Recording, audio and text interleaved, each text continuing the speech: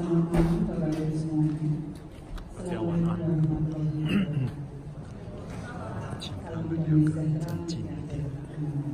Baik, perkenalkan, saya Ahmad Dini. Saya adalah seorang ibu dari anak saya Laksita, penderita epilepsi. Menderita epilepsi sejak usia 7 tahun, jadi kelas 1 SD. Saya ingat sekali bahwa dia mengalami ketegangan pertama kali saat bermain di halaman sekolah tanggal 8 November tahun 1999, Bapak Ibu. Kenapa saya ingat? Karena pada saat itu saya sedang hamil besar mengandung adiknya yang kedua. Jadi saya dikabari bahwa dia pada saat bermain tiba-tiba kejang-kejang di sekolah dibawa ke UGD. Lalu saya pikir kenapa enggak sakit? Saya bawa ke dokter langsung mengatakan saya bawa ke dokter saraf. Dokter saraf bilang ini sebenarnya pada saat itu hanya untuk Bapak saya karena saya seorang epilepsi tidak mungkin. Tapi bukan itu yang ingin saya sharingkan. Saya ingin saya sharingkan ternyata akhir Desember saya juga bertemu dengan seorang teman mengatakan bahwa coba ibu ikut datang ke terapi center Lomi Victoria. Tanpa pikir panjang saya langsung minta alamat. Mungkin hari itu karena saya sudah pengalaman bagian saya ini dari kedokteran spesialis dan terkenal epilepsi di Sumatera Utara juga tidak berhasil. Ketegangan selalu terjadi. Kalau Bapak Ibu tahu iklan ya, di mana saja kapan saja, yaitu berlaku untuk anak saya. Di mana saja kapan saja dia bisa kejang. Anak saya Laksita yang sekarang berdiri di sini, dia mengalami ketegangan di usia 7 tahun. Sekarang dia berusia 26 tahun. Dan alhamdulillahnya dia bisa menyelesaikan S1 dari Universitas Gadjah Mada.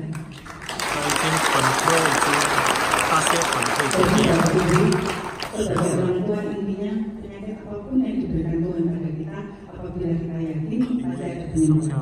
Dan kemarin mungkin jadi saya akan langsung saja kepada anak saya supaya penderitanya sendiri yang bercerita.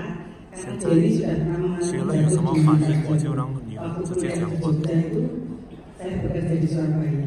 Jadi pada saat kuliah dia pernah kerja waktu ujian. Anak saya ini dikategorikan oleh dokter penderita epilepsi yang cukup ringan kata dokter. Tapi ringan saja sempat membuat saya menyatakan darah tinggi ya.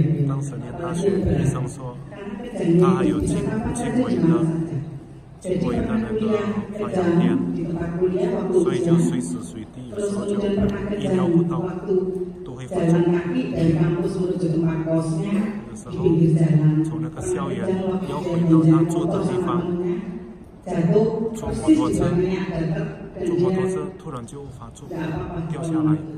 Jadi penyakit ini luar biasa membuat saya sebagai seorang ibu tidak bisa tidur, tidak bisa tenang karena saya berpikir anak ini gimana.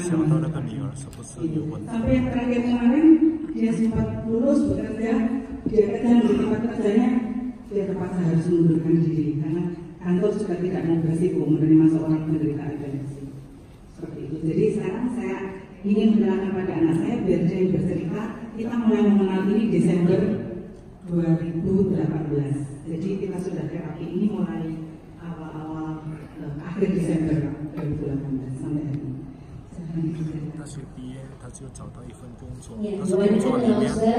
Selamat malam untuk Bapak Ibu yang ada di sini dan juga Assalamualaikum warahmatullahi wabarakatuh. Perkenalkan, saya Laksita Renastri. Sama seperti yang tadi disebutkan oleh ibu saya menderita epilepsi ringan, tapi bagi saya sekarang suatu kebanggaan karena saya bisa tetap menyelesaikan sekolah sampai dengan S1 di universitas yang cukup terkenal. Itu kebanggaan sendiri bagi saya karena dari umur 7 tahun dari SD sampai dengan kuliah Bapak Ibu yang seperti yang diceritakan Bapak sebagai saya sendiri Saya sebenarnya untuk pertama-tama ingin mengucapkan terima kasih banyak untuk bapak ibu saya, terutama bapak ibu saya yang sudah menemani saya selama 26 tahun sampai sekarang saya bisa menyelesaikan kuliah dan sudah bekerja. Dan di sini saya ingin sekali sharing mengenai longevitologi, bukan untuk mengatakan bahwa sebenarnya memang penyakit saya ini belum sembuh total. Banyak yang bilang penyakit epilepsi ini mungkin tidak bisa sembuh total.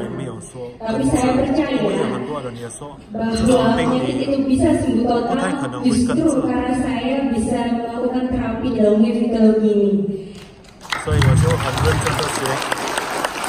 Karena dari umur 7 tahun sampai dengan saya umur 26 tahun ini sebenarnya sudah banyak sekali pengobatan, dari tusuk jarum, tusuk dari obat herbal, semuanya sudah kami lakukan. Keluarga itu sudah kami lakukan, tapi tetap saja mungkin dalam sebulan saya bisa kambuh 2-3 kali dalam sebulan. Tapi untuk yang kemarin ini yang paling parah, yang ingin saya sharing di sini dan berhubungan sekali dengan longevitologi, itu pada saat saya mengalami depresi berat, pada saat saya disuruh atau mungkin dipaksa oleh pihak perusahaan untuk resign. Jadi sebenarnya saya sudah lolos sampai ke tahap akhir dan sebenarnya saya sudah diterima. Tapi itu sangat kecewa sekali saya, karena pada saat saya sudah sampai di tahap akhir, saya harus mengundurkan diri karena pada saat itu saya kambuh di depan para HRD penguji, dan pada saat itu justru yang membuat saya depresi berat. Nah, ketika saya mengalami depresi berat itu Bapak Ibu, saya kambuh mungkin bisa sampai sebulan itu lebih dari 3 kali. Itu yang menyebabkan orang tua saya juga mungkin stres berat, terutama mama saya ini kan mempunyai tekanan darah tinggi dan kolesterol. Jadi pada saat itu saya sering sekali kambuh, dan yang paling parah waktu itu saya kambuh pada saat posisi berdiri. Saya kambuh pada saat posisi berdiri, jadi itu membuat tulang belakang dan tulang ekor saya bengkok. Mungkin bisa dibayangkan Bapak Ibu. Dan itu membuat saya tidak bisa jalan akhirnya. Pada saat itu saya dibantu oleh orang tua saya, gendong, saya dibawa ke terapi center, dan hanya dalam waktu sekitar 30 menit, waktu itu saya dibantu, saya masih ingat sekali oleh Ibu Omo dan beberapa relawan. Saya mengucapkan terima kasih betul, karena akhirnya setelah saya terapi di situ, akhirnya bisa tulang belakang saya bisa lurus lagi, kembali lagi, tulang ekor saya juga bisa kembali, saya bisa jalan lagi, karena sebelumnya saya tidak bisa jalan, dan itu membuat saya stres berat. Nah, di situ yang membuat saya banyak sekali relawan-relawan di situ yang selalu memberikan saya support, memberikan saya semangat, mengatakan kepada saya bahwa kita nggak boleh nyerah, kita tetap harus semangat, meskipun mungkin dalam sebulan itu masih ada kekambuhan, tapi memang berkurang. Dan setelah 3 hari ini saya mengikuti latihan, saya mengucapkan terima kasih sekali kepada Laosewuni, karena banyak sekali mengajarkan ke saya mengenai meditasi, apa itu pernafasan, ketenangan pikiran dan hati, dan itu yang saya praktekkan untuk beberapa hari ini. Justru saya merasakan sangat-sangat banyak sekali, karena untuk beberapa hari ini saya merasa sama sekali tidak ada terasa tanda-tanda timbul kambuh atau kejang. Itu karena saya mulai melakukan meditasi yang rutin. Jadi saya mengucapkan terima kasih sekali untuk longevitologi yang sudah banyak membantu saya, untuk para relawan yang sudah membantu saya juga, dan untuk Laosewuni juga. Boleh nanya? Jadi 2 hari ini rasanya sangat tidak khawatir, tidak ada tanda gejala seperti mau. Sama sekali tidak ada gejala, karena saya mengikuti yang seperti kata Laosewuni. Mungkin kalaupun kita bisa melakukan meditasi dimanapun, bisa kita lakukan dimanapun. Jadi saya coba lakukan itu dimanapun, di mobil, di kamar, pada saat mau tidur, ataupun saya pada saat untuk biasanya pada saat sebelum olahraga pagi, karena saya mengikuti juga saran dari beberapa relawan untuk setiap pagi mungkin bisa rutin untuk olahraga, jadi biar selalu menghirup udara pagi. Biasa mesti makan obat nggak tiap hari? Sebenarnya obat ya, obat ya. Masih, tapi obat rutin ada. Obat rutin ada, masih. Dan 2 hari ini juga awal makan. Kalau makan iya, kalau untuk obatnya itu bukan untuk diminum, cuman sudah berkurang. Sudah dikurangi, dosisnya sudah dikurangi. Dan itu karena 平时天天要服药，但是这2天我就减少量， saya nggak perlu harus membawa banyak obat. 身体感觉比较舒服。他说。 Oke, terima kasih.